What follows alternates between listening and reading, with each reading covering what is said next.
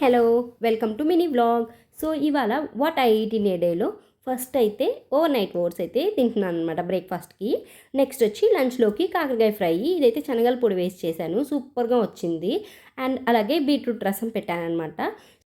So carrot, beetroot, tomato and కొంచెం చింతపండు వేసేసి నేను వాటర్ వేసేసి కరివేపాకు వేసి 2 విజిల్స్ అయితే ఉంచానమాట. 2 విజిల్స్ అయిపోయాక దీన్ని ప్రెషర్ అంతా పోయాక ఓపెన్ చేసేసి దీన్ని అయితే పేస్ట్ చేసేసుకున్నాను.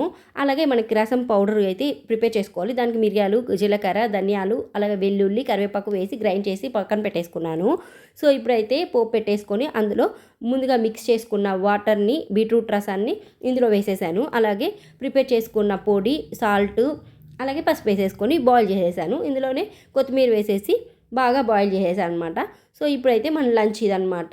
రైస్ పెట్టేసుకొని రసం వేసేసుకొని కాకరకాయ ఫ్రై అయితే వేసేసుకున్నాను. వీడియో నచ్చినట్లయితే వీడియో లైక్ చేసి ఛానల్ సబ్స్క్రైబ్ చేసుకోండి.